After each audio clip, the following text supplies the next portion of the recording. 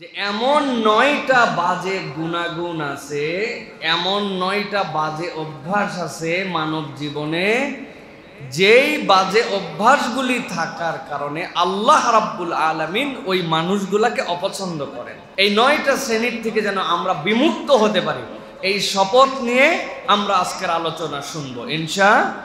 প্রথম যেই শ্রেণীর মানুষকে অপছন্দ করেন, মানুষের মধ্যে এই চরিত্র থাকুক, আল্লাহ এটা মোটেও দেখতে চান না। তার মধ্যে একটা হচ্ছে অহংকারী এবং দাম্ভিক। অহংকারী এবং দাম্ভিকের মধ্যে কিছু পার্থক্য আছে। আল্লাহ রাব্বুল আলামিন এটার একটা বর্ণনা দিয়েছেন। আমি আপনাদের কাছে ২-৩টে আয়াতের কথা বলবো প্রিয় ভাইরা। প্রথম যেটা বলবো সেটা হচ্ছে সূরা আন-নাহল এর ২২ নম্বর আয়াত। আল্লাহ রাব্বুল আলামিন এই জায়গায় একটা দিক নির্দেশনা দিয়েছেন। আল্লাহ বলছেন, ইলাহুকুম ইলাহু ওয়াহিদ ফাল্লাযীনা লা ইউমিনুনা বিল আখিরাতি কুলুবুহুম মুনকিরাতুন ওয়া হুম মুস্তাকবিরুন। আল্লাহ বলছেন, দুনিয়াতে যত ধরনের দাম্ভিকতা আছে, যত ধরনের অহম আছে, যত ধরনের হামবড়াই আছে, এর মধ্যে সবচেয়ে বড় হামবড়াইটা হচ্ছে ভিন্ন একটা জায়গায়। ইলাহুকুম ইলাহু ওয়াহিদ, জেনে রাখো তোমাদের ইলাহ হচ্ছেন এক। আল্লাহ রাব্বুল আমিন ছাড়া তোমাদের কোনো ইলাহ নাই, তোমাদের কোনো স্রষ্টা নাই, তোমাদের কোনো আইনদাতা নাই। তোমাদের জীবন পরিচালনার জন্য নিয়ম কানুন বলে দিবে এরকম কোনো সংস্থা নাই, এরকম কোনো সংবিধান নাই। একমাত্র ইলাহ হচ্ছে তোমাদের জন্য আল্লাহ। কিন্তু আল্লাহ বলছেন কতগুলা মানুষের চরিত্র হচ্ছে ফাল্লাযীনা লা ইউমিনুনা বিল আখিরাহ, এই মানুষগুলা আল্লাহকেও বিশ্বাস করে না, পরকালকেও বিশ্বাস করে না। আল্লাহ বলছেন ওই মানুষগুলার কুলুবুহুম মুনকিরাতুন ওয়া হুম মুস্তাকবিরুন, তাদের অন্তরগুলা সত্য বিমুখ আর তারা অহংকার প্রদর্শন করে। এই অহংকারের মানে কি? সত্যটা সে জানে, হকটা সে জানে। আল্লাহর দুনিয়াতে আল্লাহর নিয়মে যদি সমাজ চলে, শরিয়ার আইন যদি বাস্তবায়ন হয়, এর থেকে উত্তম কোনো আইন আর হতে পারে না, ওই মানুষ জানে। কিন্তু দুনিয়ায় অমুক দল তমুক পার্টি করার কারণে মুখ দেই সত্য স্বীকার করতে পারে না, আবার নিজের পরিচয় মুসলমান দেয়। এরকম মুসলমান বাংলাদেশে নাই। বুঝে বলেন কারা কারা আছে? বলতে মানা করছি না ভাই।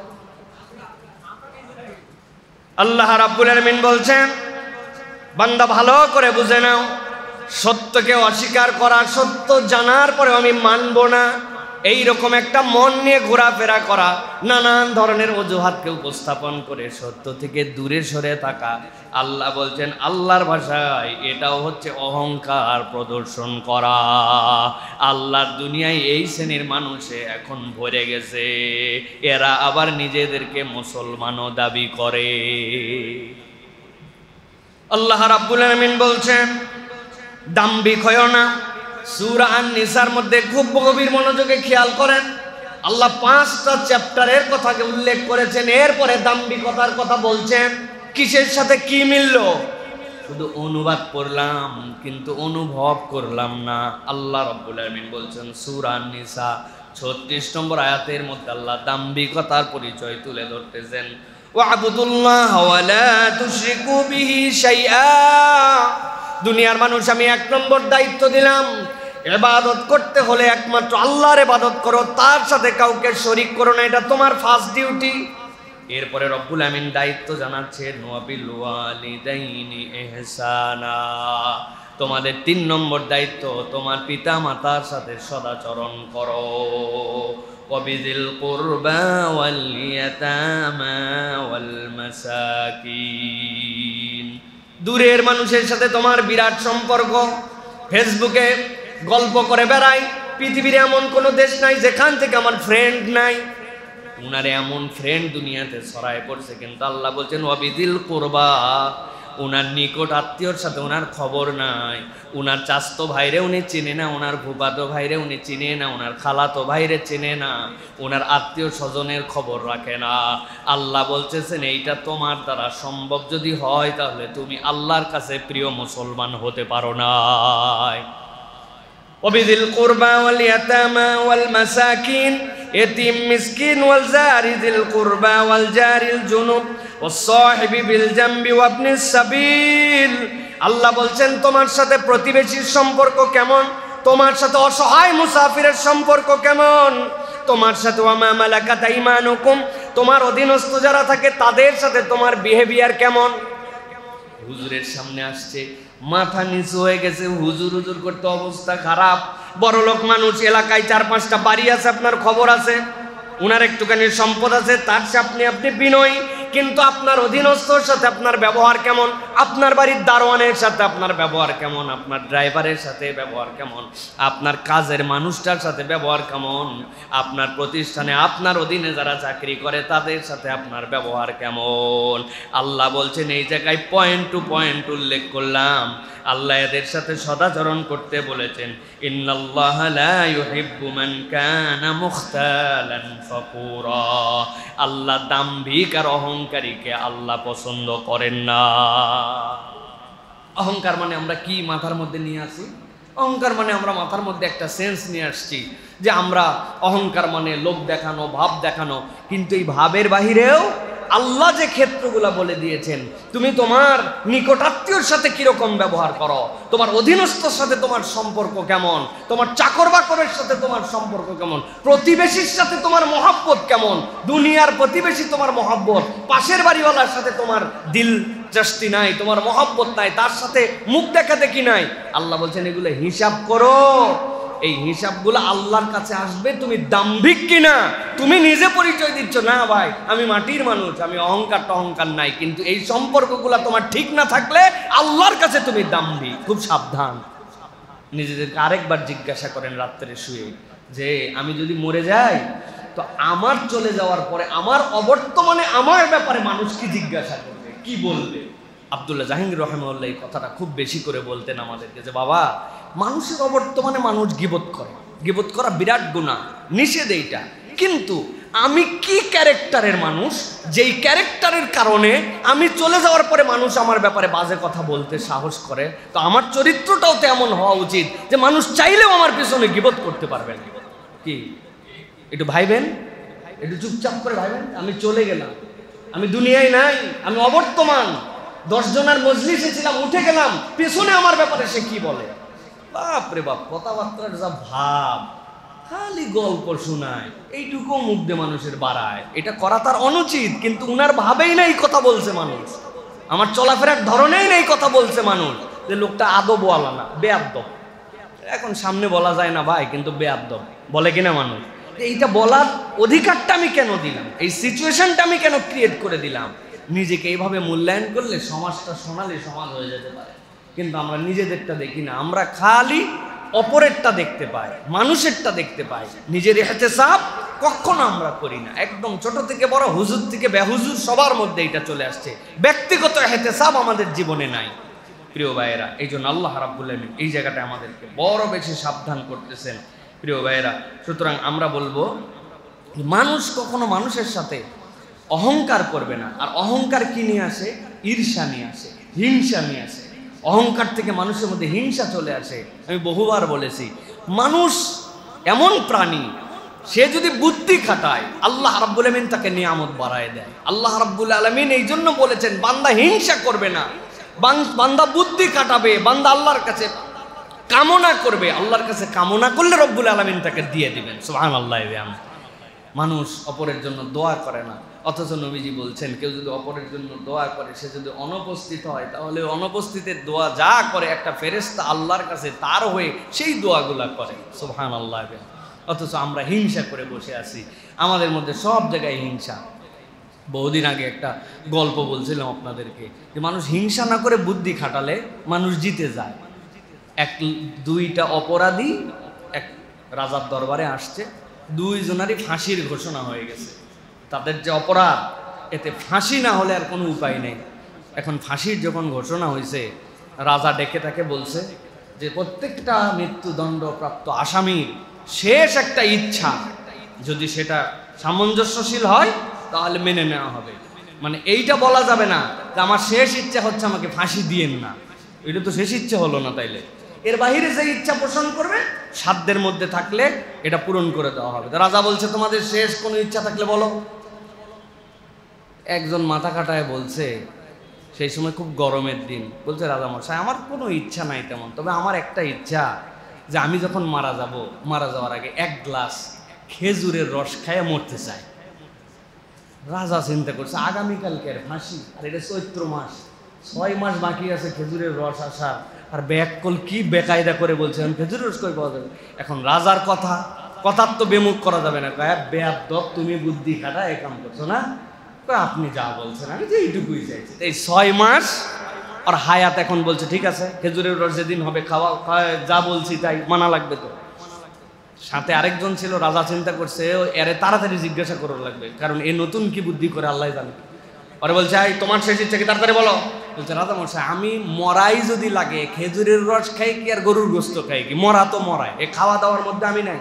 আমার শুধু একটা ছোট্ট স্বপ্ন, আমাদের যে যুবরাজ এখন 10-11 বছর বয়স, সে যখন রাজা হিসাবে শপথ নেবে তার শপথটা দেখে আমি মরতে চাই।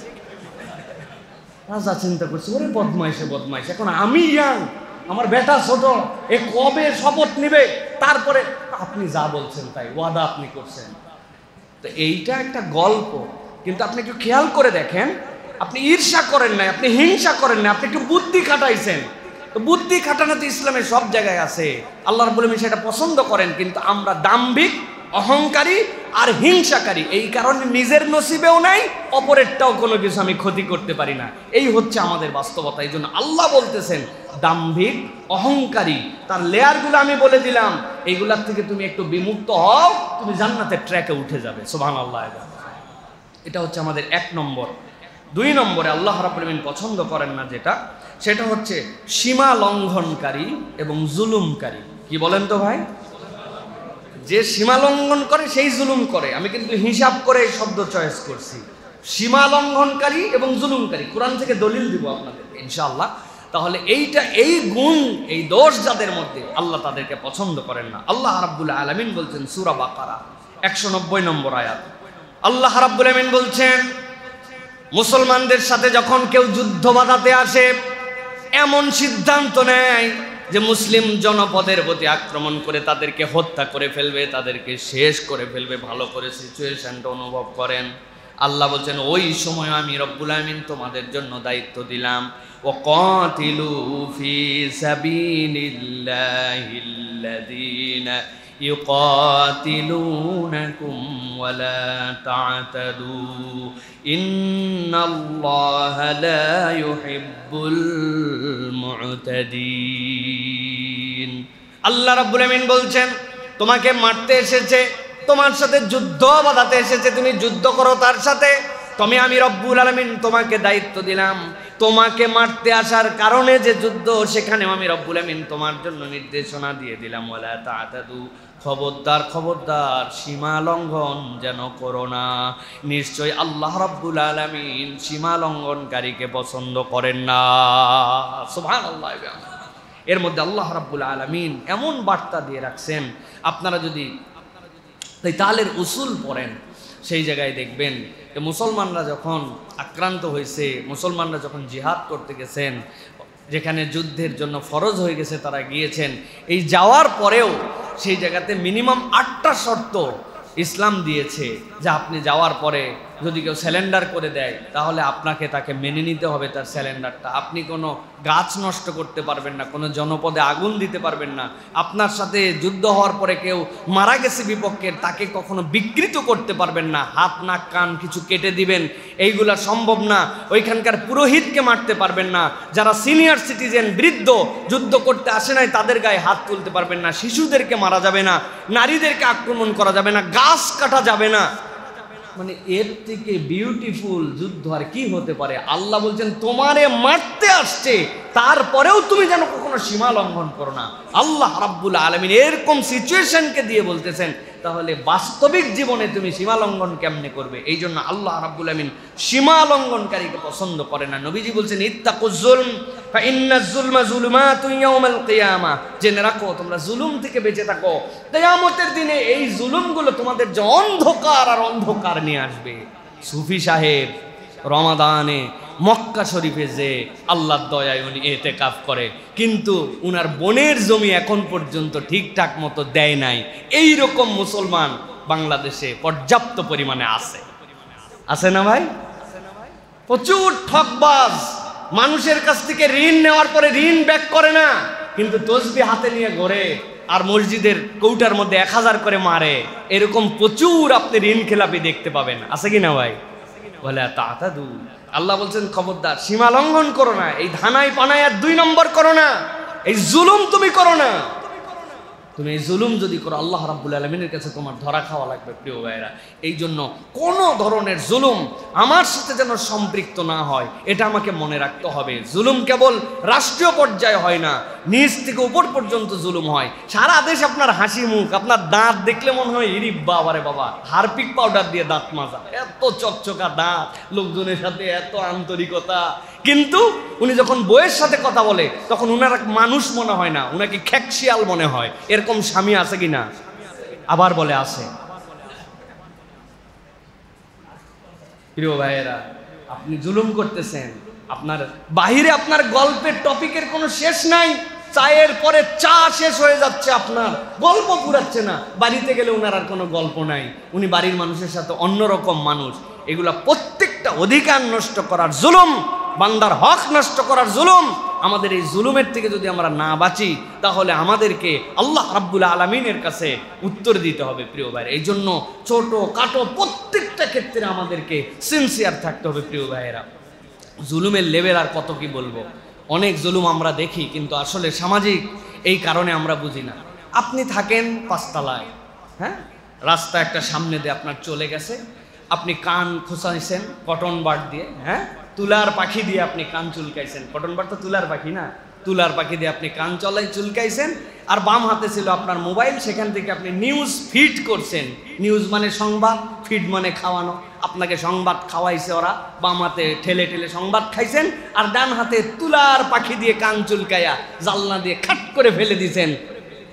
নিচে পড়বে কি সমস্যা, লোকজন ঝাড় দিবে। চিপস খাইছি, চিপসের প্যাকেট পালাই দিছি, চুল কাটছি ফালাই দিছি, উপর থেকে আমার এসির পানি দিয়া নিচ পর্যন্ত মানুষ বিপদগ্রস্ত হয়ে যাচ্ছে, তার কি অবস্থা হচ্ছে? I have not time to see that. আমার সেটা দেখার মতো সময় নাই, আমি আমার স্টাইলে লাইফ লিড করতেছি। রাত 12টার সময় চেয়ার একটা টান দিছি, এমন খেরখেরায়া, আমার বাচ্চা আমার ফ্ল্যাটে ঘুরতেছে, খেলবেই তো, নিচের মানুষের কি হবে না হবে দেখার সময় আছে কিনা। রাত 12টার পর লাফাচ্ছে, নিচের মানুষ কষ্ট পাচ্ছে, আপনার বেলকুনির ময়লা দিয়ে নিচের মানুষ ময়লা হয়ে যাচ্ছে। আপনি তাহাজ্জুদ গুজার, আপনি 5 ওয়াক্ত নামাজি, আপনি বান্দার হক নষ্ট করতেছেন। আল্লাহর কাছে এগুলোর হিসাব দেওয়া লাগবে। আমরা এগুলো হিসাবের মধ্যেই ধরি না, কথা ঠিক কিনা? আমরা এগুলো হিসাবের মধ্যেই ধরি না। চিন্তা করছি এটা আবার কোনো ব্যাপার নাকি? এগুলো কোনো সাবজেক্টই না আমাদের মধ্যে প্রিয় ভাইরা। এই জন্য আমাদেরকে প্রত্যেকটা ক্ষেত্রে আমার দ্বারা কোনো জুলুম হচ্ছে কিনা, আল্লাহর হক আল্লাহ মাফ করে দিবে। বান্দা ফজর পড়ে নাই, জোহর পড়ে নাই, আল্লাহ গফুরুর রহিম, তার কাছে তওবা করছে, আল্লাহ চাইলে পুরোটা মাফ করে দিবে। কিন্তু আপনি কোনো একটা মানুষকে কথা দিয়ে কষ্ট দিছেন, আচরণে কষ্ট দিছেন, জমিনা ফেরত দিয়ে কষ্ট দিছেন, আইল ঠেলে কষ্ট দিছেন, সানসেট বাড়ায় কষ্ট দিছেন, বান্দার হক নষ্ট করছেন। আল্লাহর কাছে আল্লাহ রাব্বুল আলামিন ওই বান্দা মাফ না করলে আল্লাহ মাফ করবেন। হতে হতে মুফলেস হয়ে যেতে হবে, সোয়াবগুলা দিয়ে দিতে হবে, গুনাহগুলা নিয়ে নিতে হবে, নামাজ রোজা সব শেষ হয়ে যাবে। বান্দার হক, বোনের সাথে কি হিসাব বাকি আছে বরাবর করেন। ভাই মরে গেছিল, ভাস্তাদেরকে কেমনে ঠকাইছেন বরাবর করেন। সরকারের খাজনা খারিজ কি কি ধোকা দিয়া বাদ দিছেন, ওইগুলো হিসাব বরাবর করেন। আল্লাহ রাব্বুল আলামিনের কাছে তাছাড়া আটকায় যেতে হবে। আল্লাহ বলতেছেন এই সীমা লঙ্ঘনকারী জুলুমবাজ আল্লাহ এদেরকে দেখেন না। হাসরের দিনে মানুষ যখন আমল নামা নিয়ে উঠবে, আল্লাহ রাব্বুল 3 ভাগে ভাগ করে ফেলবেন। এক শ্রেণীর আমল নামা, যাদের আমল নামার মধ্যে বান্দার হক নষ্ট নাই আর শিরিক নাই, আল্লাহ আলাদা করে ফেলবেন, এদেরকে বিনা হিসাবে আল্লাহ জান্নাত দিয়ে দিবেন। আরেক শ্রেণীর আমল নামা উঠবে কুফরি, এদের কোনো হিসাব হবে না, কাফের মুশরিক, এদের বিনা হিসাবে জাহান্নাম। আরেক শ্রেণী ঈমান আছে কিন্তু জুলুম আছে সাথে, এদের যে মুখামুখি হতে হবে আল্লাহ, আর এদের যে বিচার হবে ওই বিচারটাই তার জন্য যথেষ্ট হয়ে যাবে। আযাব হওয়া লাগবে না, বিচার স্বয়ং আযাব হবে। আল্লাহ রাব্বুল আমিন বলছেন তাদের আমলনামা দেওয়া হবে বাম হাতে, হাতটা সামনে থেকে আসবে না, পেছন দিক থেকে বুক ভেদ করে তার সামনে আসবে। এই বুক ফেড়ে যখন বাম হাত তার আমলনামা আসবে, আল্লাহর কাছে আরজি দিবে, আল্লাহ আমার মৃত্যু দিয়ে দাও। আল্লাহ বলছেন মৃত্যুকে জবাই করে দেওয়া হয়েছে, ওই দিন আর মৃত্যু হবে না। অতএব সীমা লঙ্ঘন আর জুলুম এটা যেন আমার দ্বারা না হয় ভাই, যা হয় হোক পরেরটা দেখা যাবে, আমি যেন কখনো জালেমের দপ্তরে আমার নাম না উঠাই, এটা আপনাকে সতর্ক থাকতে হবে। ছোট্ট থেকে ছোট্ট অনেক ক্ষেত্রে আমরা জুলুম করে ফেলতেছি। ঢাকা শহরে আমরা জুলুম করতেছি। আমি বাসের মধ্যে থেকে চিপসের প্যাকেট ফেলছি, আমি বোতলটা ফেলে দিছি, সুয়ারেজের মুখটা আটকাই গেছে, প্রবল বৃষ্টি হয়ে গেছে, পানি নামার কথা কিন্তু আমার কারণে আমি জানি না কবে ফেলে দিয়ে চলে গেছে একটা বোতল, ওই বোতলের কারণে হাজার হাজার মানুষ কষ্ট পাইছে, কত গাড়ির ইঞ্জিন নষ্ট হয়ে গেছে, প্রত্যেকটার গুণ ওই দিন আমার আমলনামায় উঠবে, কারণ আমার রেসপন্সিবিলিটির জায়গা এটা ছিল, আমি এটা আদায় করি না। এগুলো কোনো গুনার মধ্যেই ধরে না মুসলমানরা। এই ইসলাম নিছে ব্যয় ইসলামীরা, আর ব্যয় ইসলামের ইসলাম নিছে আমরা। কথা ঠিক কিনা ভাই? আল্লাহ আমাদেরকে বোঝার তৌফিক দান করেন। প্রিয় ভাইয়েরা, 3 নম্বর, বিশ্বাসঘাতক এবং প্রতারণাকারী। আল্লাহ রাব্বুল আমিন বিশ্বাসঘাতকতা এবং প্রতারণাকে আল্লাহ পছন্দ করেন না। আল্লাহ রাব্বুল আমিন বলছেন, ওয়া ইম্মা তাখাফান্না মিন কওমিন খিয়ানাতান।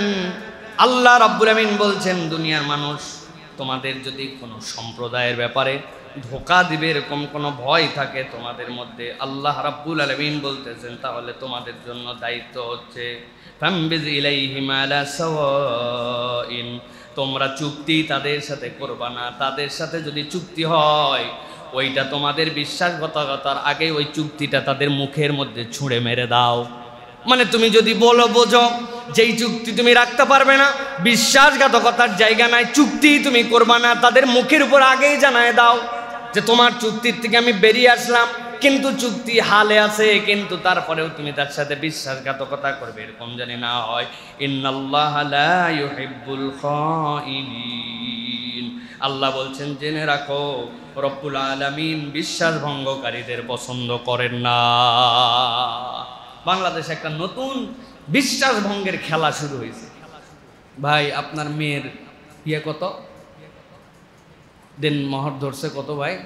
20 লাখ। কেন 20 লাখ কেন ধরছেন? কই ভাই, এখন সমাজ খারাপ, বিয়ে শাদিতে জানি টিকে, ভাঙ্গে জানি না যায়, এই জন্য দেনমোহর বাড়ায় ধরছে। আছে ভাই এখন?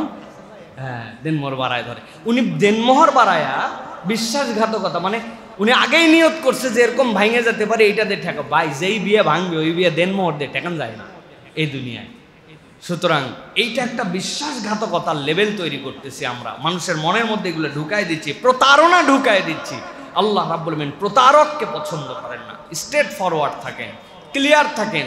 দুইটা মানুষের কাছে সম্মান কম পেতে পারেন, কিন্তু আমি কোনো প্রতারণার আশ্রয় নেই না ভাই, এটাই সত্য, এটাই স্বাভাবিক, আমি এরকম করে চলাফেরা করি। আল্লাহ রাব্বুল আলামিন আপনাকে মহব্বত করবেন, দুনিয়ার সবাই আপনাকে বেমহব্বত করলে কিচ্ছু যায় আসে না, যার আছে আল্লাহ তার আর কারো লাগে না, ঠিক কিনা?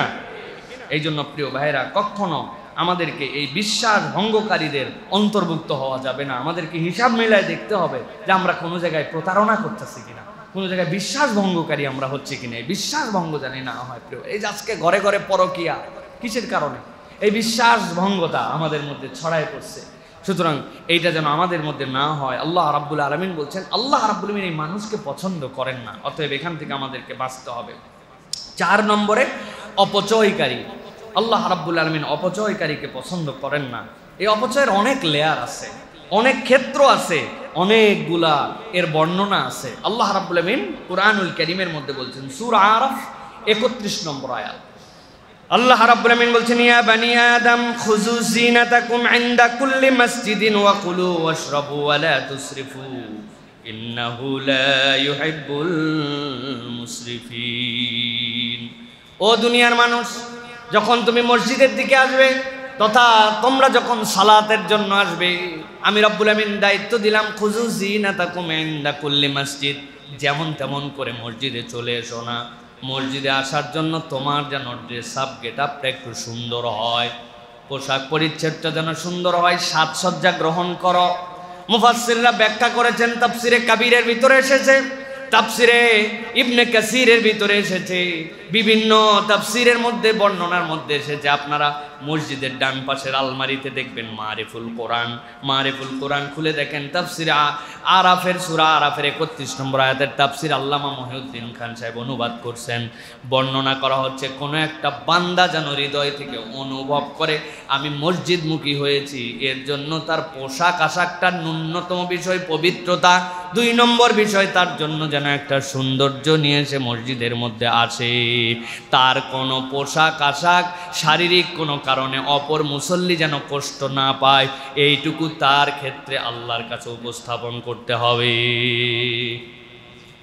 এমন শরীরের দুর্গন্ধ নিয়ে আসছি, মানুষ তো বলতে পারে না, কিন্তু ওই মানুষটুকু সহ্যও করতে পারে না, তার গায়ের গন্ধটা এরকম, পোশাক যেইটা পরে আসছে কোনো সাইজ নাই সুইজ নাই, টুপি যেইটা পড়ছে এটা কবে ধুইছে মনেও করতে পারে না, এইরকম অপরিষ্কার অপরিচ্ছন্ন, জুতা তার পায়ের মধ্যে দুর্গন্ধ হতেই পারে, কিন্তু মোজাটা খুলে নিজের কানে গন্ধ নিজের নাকে গন্ধ আসে না, কিন্তু মসজিদটা গন্ধ করে ফেলছে।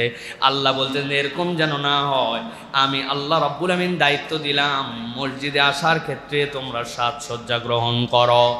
আল্লাহ এরপরে বলছেন তবে জেনে রাখো কুলু আশরাবু ওয়ালা তুসরিফু, খাও পানাহার করো কিন্তু কখনো অপচয় করো না। ইন্নাল্লাহা লা ইউহিব্বুল মুসরিফিন,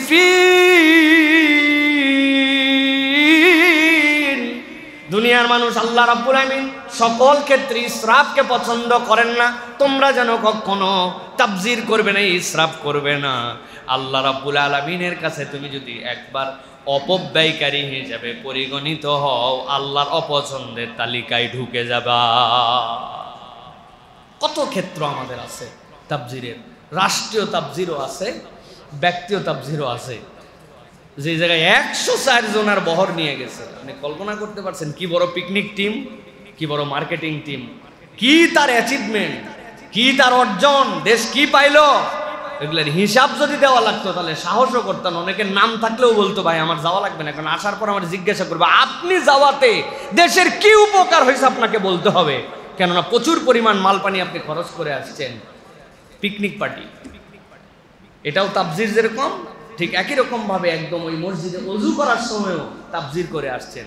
প্রথমে কলটা ছেড়ে দিয়া এরপরে পা ভিজায় নিছে, পা ভিজায় কল এমন ফোর্সে মারা আছে মোটামুটি প্রত্যেক কুলির আগে 1 লিটার করে পানি শেষ।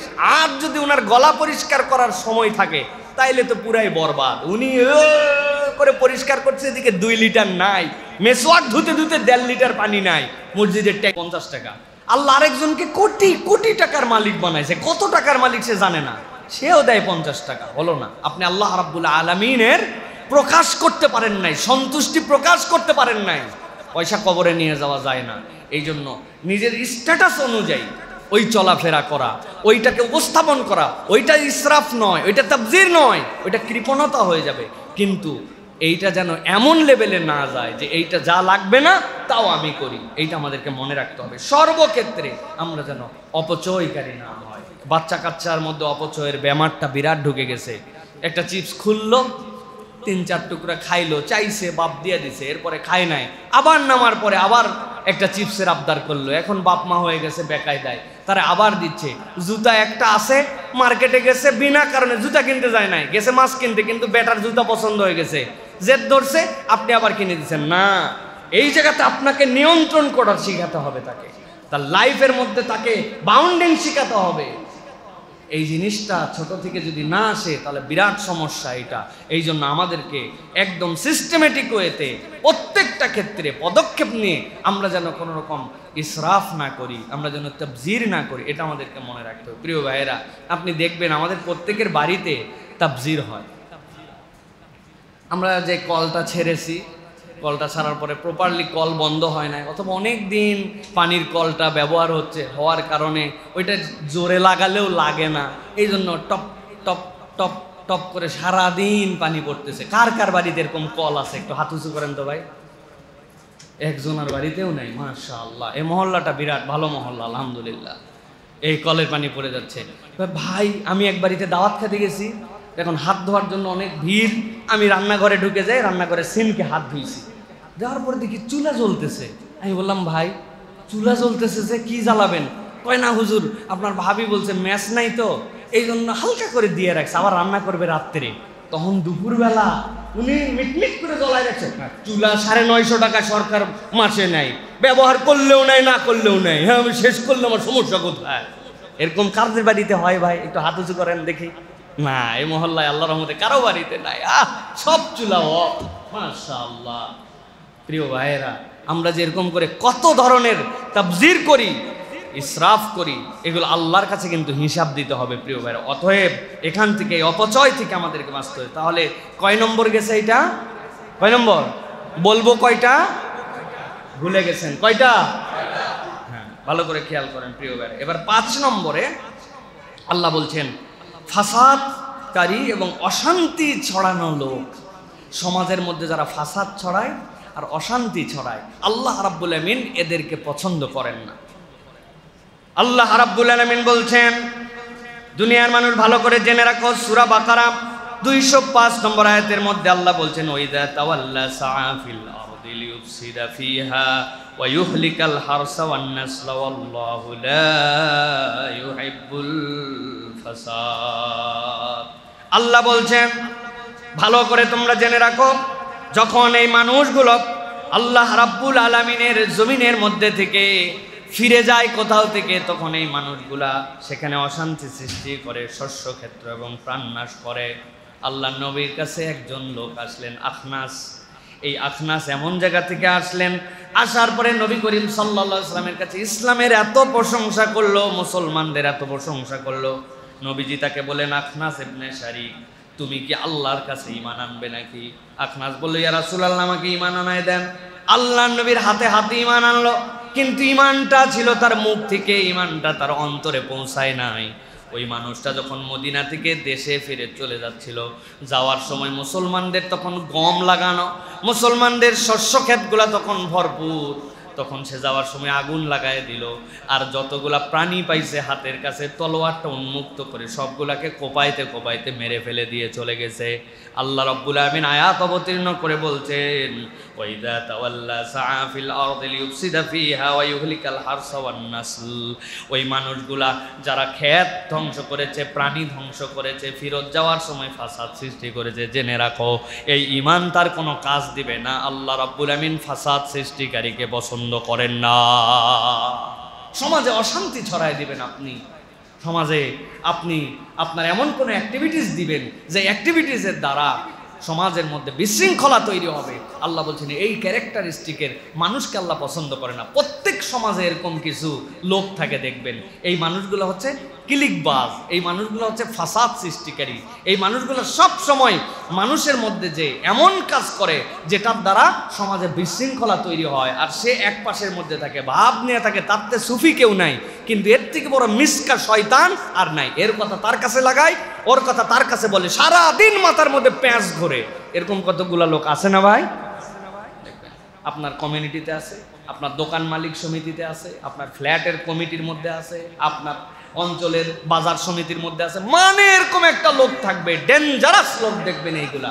আল্লাহ বলতেছেন, তুমি কিসের ইসলাম, কিসের মুসলমান হইছো? তোমার অন্তর তুমি পরিষ্কার করতে পারো নাই, রব্বুল আলামিনের কাছে তোমার ধরা খাওয়া লাগবে। অতএব এই চরিত্র যেন আমার না হয়। আমি হব শান্তির দূত, আমি হব অশান্তি দূরকারী। কোনো ঝগড়া, কোনো ঝাঁটি, কোনো কিছু আমি যেন, আমার দ্বারা যেন এটাকে আরো বড় না করে, এটা আপনাকে মনে রাখতে হবে। এই যে দারুস সালামে এই জায়গায় কি গন্ডগোল হয়েছে, হওয়ার পরে বিরাট রাস্তার পাশে বাম পাশে 2 গাড়ি দাঁড়ায় চেতাচেতি চলতেছে। এখন বাসগুলা সব স্লো হয়ে গেছে। এক বাসওয়ালা গলা বাইর করে বলছে, যা রে ভাই, কিসের আপনারা মুখ দিয়ে কথা বলতেছেন? হাত থাকতে মুখ কি, হাত লাগান, হাত লাগান বলে ওই বাস আস্তে করে সাভারের দিকে চলে গেল। ও নামলো না কিছু না, কিন্তু একটু পিন দিয়ে গেল, হাত থাকতে মুখ দিয়ে কি মারেন মারেন, দুইটা একটা ঝুল দিয়ে চলে গেল। মানে এই টাইপের খবিস টাইপের চরিত্রের মানুষ আপনি দেখবেন। কতগুলো মুখ দিয়ে গেল, কতগুলো বলেও না। বিচার নিয়ে গেছে উনার কাছে, যাওয়ার পরে দেখবেন এমন ক্লিকবাজ, ওই ক্লিকবাজে বিচার আর হয় না, বিচার আরো প্যাঁচ লেগে যায়। এরকম চরিত্র আমাদের মধ্যে আছে ভাই। কবরে চলে যেতে হবে, যাওয়ার কোনো সময় সূচি নাই, যে কোনো সময় ডাক এসে যাবে। এইটা বলা সহজ, কিন্তু প্রভাব পড়ে না আমাদের জীবনে। আমার ক্ষেত্রেও প্রভাব পড়ে না। কত জানাজা দিলাম, কত লাশ ধোয়ালাম, কত মানুষের মৃত্যু সজ্জায় দেখলাম, কিন্তু আমি ওয়াজ করি কিন্তু আমার এফেক্ট হয় না, মরে গেলেই সব শেষ। সব শেষ ভাই, কি নিয়ে গেলাম এটা একটু মনে রাখতে হবে যে আল্লাহ আমি জীবনে কারোর মধ্যে ফাসাদ হোক, দ্বন্দ্ব হোক, খারাপ হোক, এইটা আমি চাই নাই। আল্লাহ আল্লাহ এই অন্তরওয়ালাকে আল্লাহ পছন্দ করেন, সুবহানাল্লাহ। এক সাহাবী আসছেন নবীজির কাছে, নবীজি বলছেন জান্নাতি। লোকজন চিন্তা করছে বাপ রে বাপ, কি এর যোগ্যতা। নবীজি দেখছেন পরের দিন আবার আসছিল, নবীজি বলছেন যে এখন আসবে সে জান্নাতি। দেখে কাকতালীয় ভাবে ওই লোকই গতকালকের বেটা। সাহাবায়ে কেরাম চিন্তা করছেন নবীজি তো অনেককেই জান্নাতের ঘোষণা দিয়েছেন। তৃতীয় দিনে সবাই বসে আছেন, আবু বকর, ওমর, ওসমান, ভিআইপি সাহাবী। নবীজি বলছেন এখন যে আসবে সে জান্নাতি। আল্লাহু আকবার। ওই লোক, যেই লোক প্রথম দিন দ্বিতীয় দিন, সাহাবীরা ঘাবড়ায় গেছে। জিরি বাবারে বাবা, কি করে, এর তো চেক দেওয়া দরকার। এক সাহাবী রাত্রেবেলা বুদ্ধি করে যায়, বলছে আপনার বাড়িতে একটু মেহমান হবো, আমার বাড়িতে বিরাট সমস্যা। আরে কি বলেন আপনি, থাকেন, খাওয়া দাওয়া করায়া। উনি তো মেহমান হয়ে গেছে ভিন্ন কারণে, দিনের বেলা নামাজ তো সবই আমাদের সাথে পড়ে, জেহাদ হলে তো একসাথেই যায়, দান খয়রাত তো নবীজি সামনে নেয়। এবারটা করে কি, নিশ্চয় যা করে রাত্রে করে। এই জন্য নবীজি 3 দিন জান্নাতি বলেছেন। সারা রাত পার হয়েছে, দেখে কি এই লোক সারা রাত জাগা, আর ওই লোক এশার নামাজের পরে ঘুম। বেলাল রাদিয়াল্লাহু তাআলা আজানের আগে উঠেই নেই, আজান হওয়ার পরে উঠে মসজিদে আসছে। মনটা খারাপ হয়ে গেছে, তো বলছে ভাই আসলে মেহমান হতে আসছিলাম কিন্তু ভিন্ন কারণে আসছিলাম। কই কি ঘটনা কি বলেন। বলে ভাই 3 দিন পর পর নবীজি বলছেন আপনার অনুপস্থিতিতে যে আসবে সে জান্নাতে। আগেই বলা আছে জন্য আপনি জানেন নাই। আল্লাহ নবী আপনারা জান্নাতি করে কি আমল করেন। রাত্রে আসলাম, না তাহাজ্জুদ, না এক্সট্রা জিকির আজকার, দেখলাম আমার আগে ঘুমালেন, সারা রাত জায়গায় থাকলাম, গোপন কি করেন জানার জন্য। কোষ খোস নাই, ওটা নাই, ওজুর শব্দ নাই, ব্যাপার কি। কই ভাই যা দেখছেন তাই, কোনো আমল নাই আমার এই পর্যন্তই। উনি যখন মসজিদ নববীর দিকে হেঁটে যাচ্ছেন, ডাক দিছে তখন, ভাই ভাই ভাই শোনেন শোনেন, কি হয়েছে। কই ভাই এইটা আমল কিনা আমি জানি না, তবে আমি একটা কাজ করে রাত্রে ঘুমাই। কি করেন। কই আমি যখন রাত্রে শুতে যাই, বিছানায় শোয়ার পরে নিজের শরীরটা ছেড়ে দিয়ে আল্লাহমুখী হই।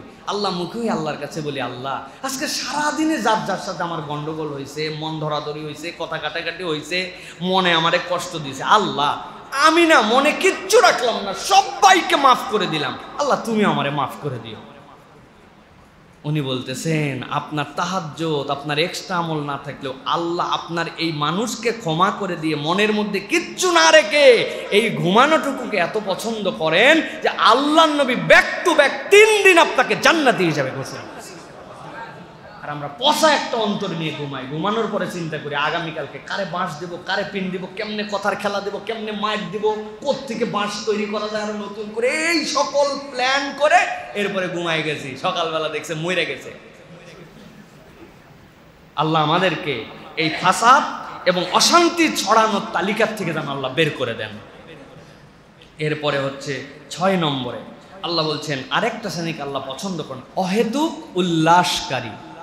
বিনা কারণে, কোনো কারণ ছাড়া যারা শুধু উল্লাসিত জীবন যাপন করে, আল্লাহ রাব্বুল আমিন তাদেরকে পছন্দ করেন না। এটার একটা কঠিন উদাহরণ আল্লাহ দিয়েছেন। এই উল্লাসের ধরনটা কি হতে পারে।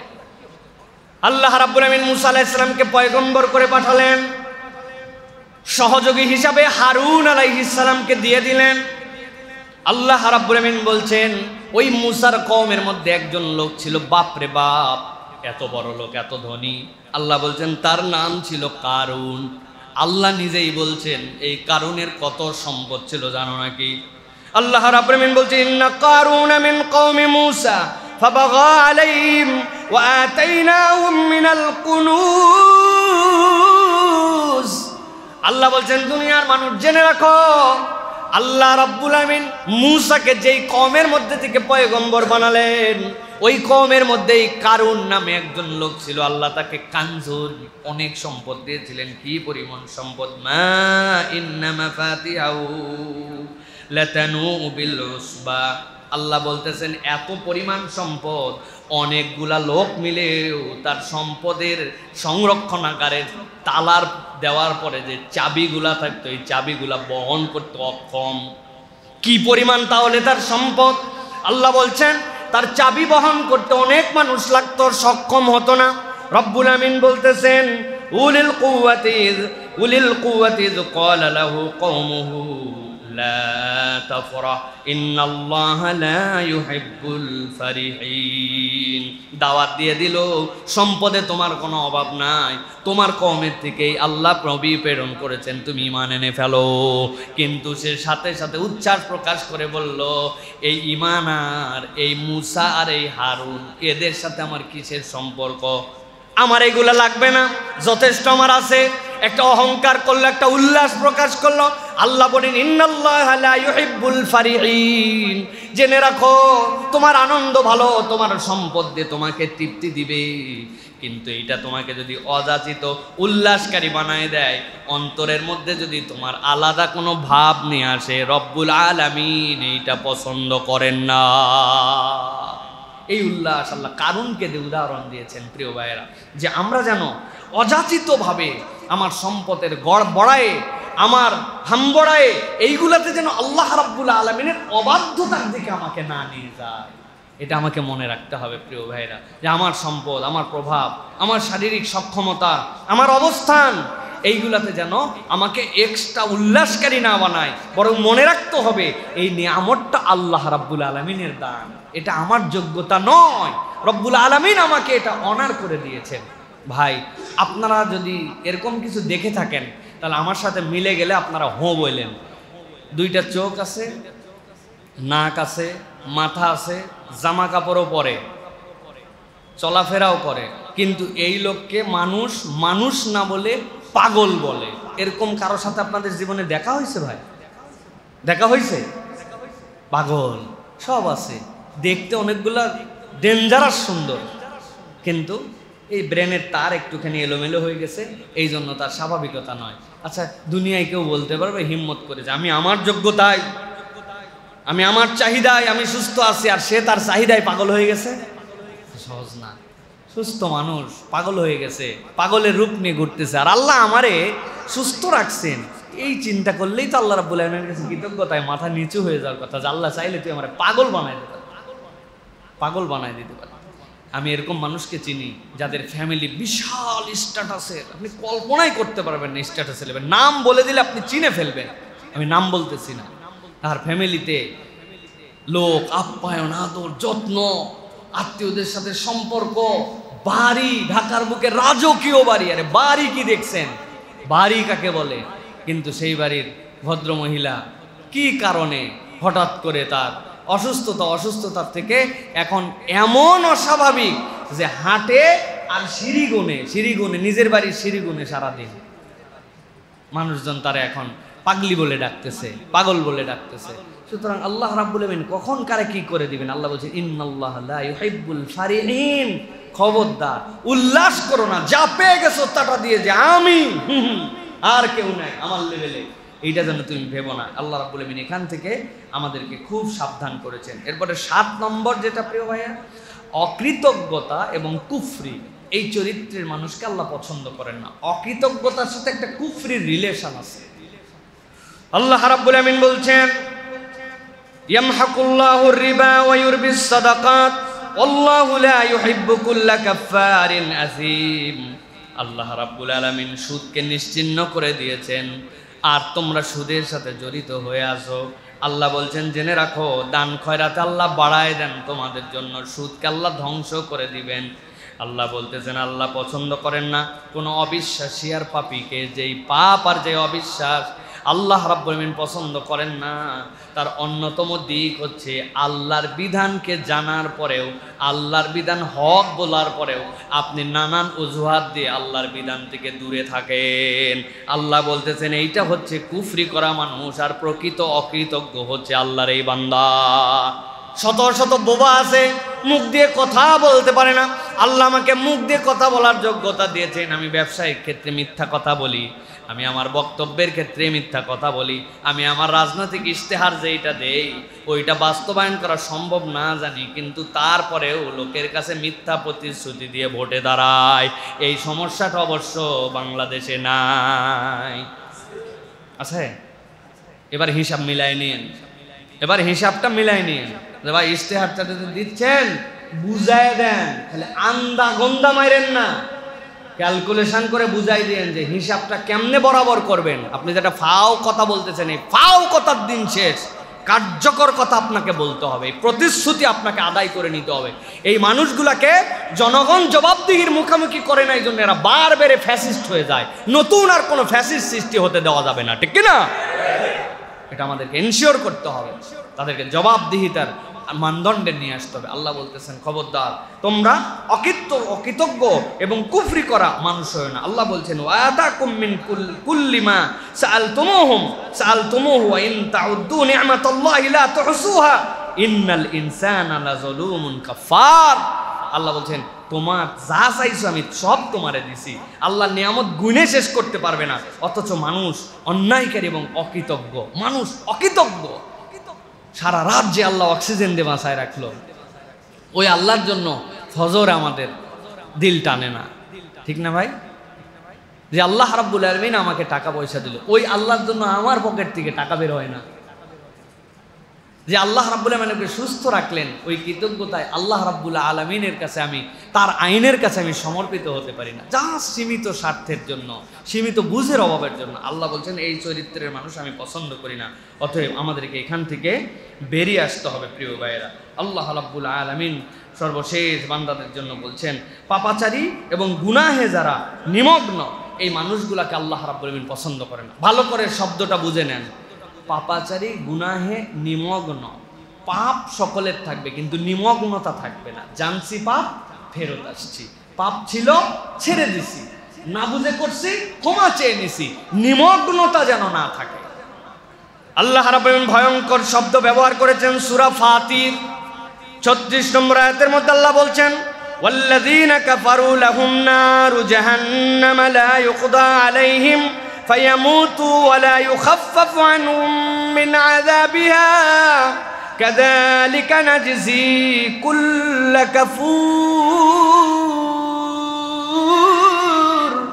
রব্বুল আমিন বলছেন ও দুনিয়ার মানুষ ভালো করে সাবধান হয়ে যাও, যারা কাফের হয়েছে, আল্লাহর বিধানকে অস্বীকার করেছে, দিন থেকে বেরিয়ে গিয়েছে, আল্লাহ বলছেন তাদের জন্য জাহান্নামের আগুন, তাদের মৃত্যুর আদেশও দেওয়া হবে না, তারা মরে যাবে, তাদের থেকে শাস্তিও লাঘব করা হবে না। এই রকম নয় যে আযাব দিতে দিতে মরে গেল, একবার মৃত্যুর মাধ্যমে যেই উত্থান হবে, এই উত্থানের পরে আর তোমার জন্য মৃত্যু আসবে না। আল্লাহ বলছেন প্রত্যেক অকৃতজ্ঞকে আমি রব্বুল আমিন এইভাবেই শাস্তি দেই। আমাদের জীবন এই জন্য বিশ্লেষণ করে নিতে হবে।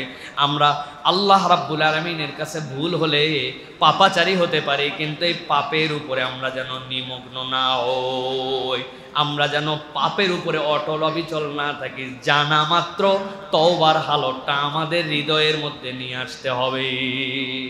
কন্টিনিউ পাপ করেই যাচ্ছি, দেখেই যাচ্ছি, একই গুনাহ করেই যাচ্ছি, তওবা করবনি, ছাইরে দিবনি, আর একটু বয়স হোক। আমি তো মাঝে মাঝে বলি বহু ভাইয়ের মুখে নামাজি কিন্তু দাড়ি দেখা যায় না, কি ব্যাপার? কই এখনো বয়স হয়নি। এটা যে একটা ফিস্ক, এটা যে কবিরা গুনাহ, আপনি তাও বাদ দিতে পারলেন না। কি হলে আপনি বাদ দিবেন?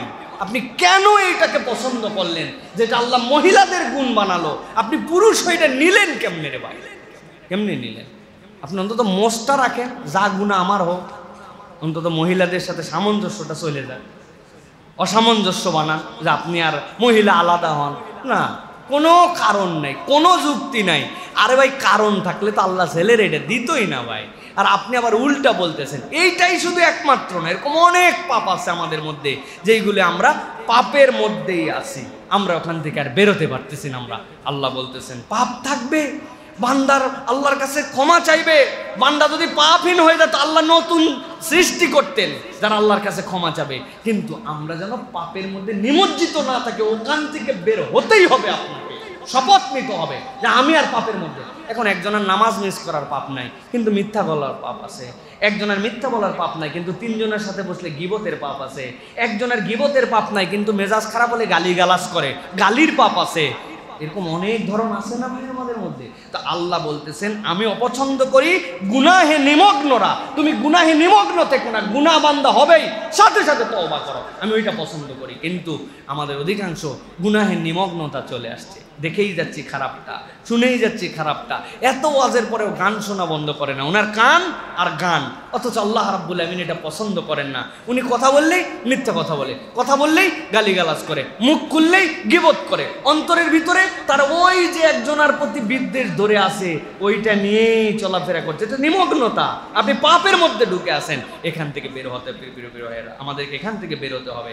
সর্বশেষ যেটা বলবো, মিথ্যাবাদী এবং প্রবঞ্চক আল্লাহ রাব্বুল আলামিন এটা কঠিন অপছন্দ করেন। মিথ্যাবাদীকে আল্লাহ রাব্বুল আলামিন একদম পছন্দ করেন না। সূরা নাহল পড়ে দেখবেন 105 নম্বর আয়াতের মধ্যে আল্লাহ রাব্বুল আলামিন বলছেন, ইন্নামা ইয়াফতারিল কাযিবাল্লাযীনা লা ইউমিনুনা বিআয়াতিল্লাহ ওয়া উলাইকা হুমুল কাযিবুন। আল্লাহ রাব্বুল আলামিন কেবল যারা মিথ্যা রচনা করে, যারা আল্লাহর নিদর্শনে বিশ্বাস করে না, আল্লাহ বলছেন প্রকৃত মিথ্যাবাদী তো তারাই। এদের মিথ্যা, এই মিথ্যার প্রবঞ্চনা, জিওবাদে প্রবঞ্চনা হয়। আমরা যেন মিথ্যুক না হই ভাই। ছোট থেকে বড় আজকে মিথ্যার মহামারীতে এই সমাজটি ছেয়ে গেছে। অবাক হয়ে যায়, ছোট্ট ছোট্ট বাচ্চারা এমন এমন মিথ্যা কথা বলা শিখেছে যেগুলো আমরা কল্পনাও করতে পারতাম না। কোত্থেকে এইগুলো শিখলো? এই এফেক্টটা কিভাবে সমাজের মধ্যে ঢুকলো? তার মানে বড়রা, সমাজ, আশপাশ সবকিছু দেখে তার মধ্যে এমন একটা এফেক্ট আসছে যে ওই মিথ্যুকরা মিথ্যাবাদিতাতে সারা পৃথিবী ভরায় ফেলছে। প্রিয় ভাইরা, আমরা যখন আফ্রিকা গেছি, আমি মজা করে বলতেছিলাম যে আফ্রিকায় একটা দোকানের থেকে আমি একটা জিনিস কিনবো, কোথায় পাওয়া যায়? বলছে হুজুর কি কিনবেন দেখি, আপনি খুব পেরেশান। আমি বললাম এটা ফেয়ার অ্যান্ড লাভলিটা কিনতে চাই। ওই ব্যাপার কি? আপনি আফ্রিকায়? বললাম যে ভাই এটা লাগালে না ফর্সা হয়। তাহলে আফ্রিকান মানুষের এটা লাগায় কেমনে ফর্সা হয়েছে, এটা তো তাহলে প্রুভড হবে এই জায়গাতে। কয় না, এই আইটেম এখানে বিক্রি হয় না। মানে যেখানে যেরকম করে প্রতারণা করা যায়, আমরা এই প্রতারণা আর মিথ্যাকে আমরা এখন পশরা বানায় ফেলছি। মিথ্যা ছাড়া নাকি ব্যবসায় চলে না, মিথ্যা ছাড়া নাকি কাজই করা যায় না। এই যে মিথ্যা, এইটা আমাদের জীবনে সব বরকত ছড়ায় ফেলছে। আজকের থেকে শপথ করতে হবে অন্তত এই বিষয়ে, আমরা জীবন থাকতে আমরা মিথ্যা কথা বলবো না। পারবো ইনশাআল্লাহ? এটা চেষ্টা করতে হবে, মিথ্যা কথা বলবো না ভাই। মানুষ এটা অপমান করতে পারে, ফট করে একটা কথা বলে ফেলছি। ভাই আপনার আসার কথা কয়টায়? 10:30টায়। ঘুমায় গেছিলেন, উঠতে পারেন না, অথবা কোনো একটা কারণ ছিল, কিন্তু আপনি এখন তার কাছে পৌঁছানোর আগেই বলতেছেন এই 2 মিনিট চলেই আসছি। ফেরির উপরে উঠে একজন, আমি গাড়ির গ্লাস নামাইছি, ও বলতেছে যে ভাই কই? গুলিস্তান পার হলাম, 5 মিনিট খাড়া। বললাম চাচা এইটা তো দেউলদিয়া পাটুরিয়া ঘাট। শুনে ভালো, শুনে বাবা টেকা পাবে তো, বড় জ্বালায় আছে, আজকে বাড়ি চলে যাচ্ছি। এই জন্য খালি নদী পার হই, কোন জায়গায় আছে বলা যায় না, এই জন্য নদী পার হচ্ছে, গুলিস্তানে আছে। এরকম মিথ্যা হয়তো এটা দেখা গেছে, কিন্তু এরকম কম বেশি মিথ্যা আমরা প্রত্যেকেই বলি, তাই না ভাই? এই মিথ্যা থেকে আমাদের বেরোতে হবে। আল্লাহ পছন্দ করেন এই মানুষকে, আল্লাহ রাব্বুল আমিন বরকত দিবেন না, হায়াতের বরকত কমে যাবে, আপনার মনে শান্তি হবে না, ভালো লাগবে না। এই জন্য আমাদেরকে এখান থেকে বেরোতে হবে। আল্লাহ আমাদেরকে তৌফিক দান করুন। তাহলে আবার চলেন একটু রিভাইজ করি আমরা, যে আমরা যে গুণাগুণ আল্লাহ পছন্দ করেন। 1 নম্বর, অহংকারী এবং দাম্ভিক, গর্বিত যারা, নিজেরা অযথা গর্ব করে, আল্লাহ এদেরকে পছন্দ করেন না। 2 নম্বর, আল্লাহ রাব্বুল আমিন বলছেন সীমা লঙ্ঘনকারী এবং জুলুমকারী, আল্লাহ রাব্বুল আমিন পছন্দ করেন না। 3 নম্বর, বিশ্বাসঘাতক এবং প্রতারণাকারী, মানুষের কাছে প্রতারণা করে, প্রতারক, আল্লাহ রাব্বুল আমিন পছন্দ করেন না। এরপরে অপচয়কারী, এরপরে বলেছি ফাসাদ এবং অশান্তি সৃষ্টিকারী লোক, সমাজে তারা অশান্তি ছড়িয়ে বেড়ায়। 6 নম্বর, অহেতুক উল্লাসকারী, অহেতুক সে উল্লাস করে। 7 নম্বর, অকৃতজ্ঞ এবং কুফরি করা মানুষ। 8 নম্বরে পাপাচারী এবং গুনাহে নিমগ্ন। 9 নম্বরে বলেছি মিথ্যাবাদী এবং প্রবঞ্চনাকারী। এইগুলা যদি আমাদের মধ্যে না থাকে, ইনশাআল্লাহ আল্লাহ রাব্বুল আলামিনের প্রিয় পাত্র হওয়ার দিকে আমরা এগিয়ে যাব ইনশাআল্লাহ। এই বান্দার এই খারাপ গুণ যদি মুক্ত থাকে, এই বান্দার মৃত্যু আর জান্নাতের মধ্যে দূরত্ব থাকবে না ইনশাআল্লাহ। আল্লাহ আমাদেরকে তৌফিক দান করুন, আল্লাহুম্মা আমিন।